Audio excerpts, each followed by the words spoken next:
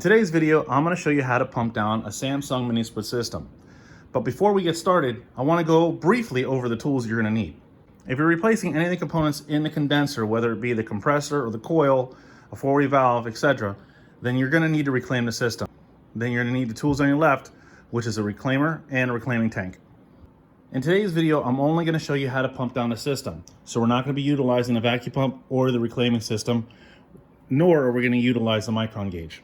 We're only going to focus on these other tools. 2 adjustable wrenches, a set of metric Allen keys, either your pressure probes or a gauge set. Gauge set makes things visually a little easier.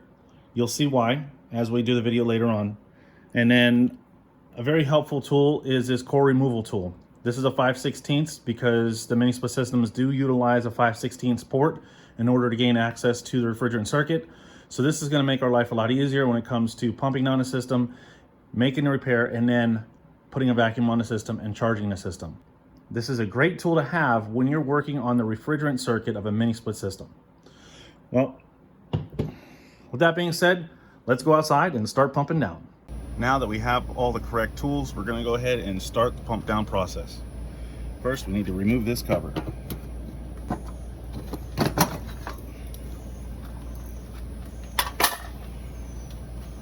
Once we have the cover off, we need to remove these caps to get access to the valve.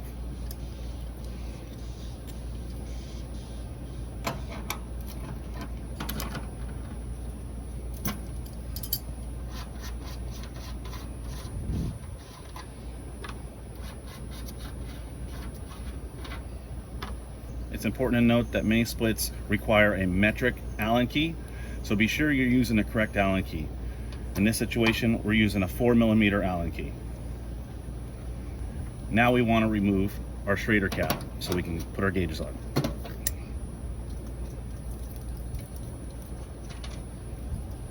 I want to go ahead and remove the core. Once I push this removal in place, it's going to grab the Schrader valve, and then I can unscrew the Schrader valve and gain access to the system. Removing the Schrader valve is going to allow for quicker vacuum.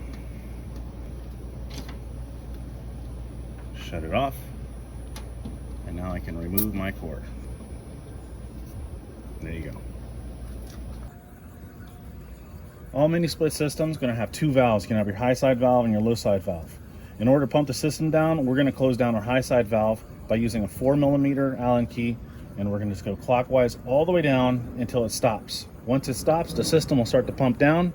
Once it's pumped down, we'll kill power to the system, and then we'll shut down our suction port as well.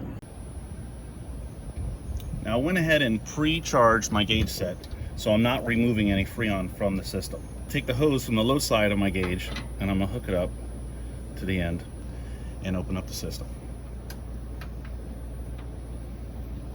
Now you can see that I hooked up my gauges and I have pressure on the low side of my gauge. Now I'm going to go ahead and shut down my high side valve and begin the pump down process. Now watch the gauge as I close the high side valve. You're going to begin to see the gauge start to drop in pressure. Once the pressure drops down to near 0, I will cut the system off, shut down the suction valve, and then I'll be good to go.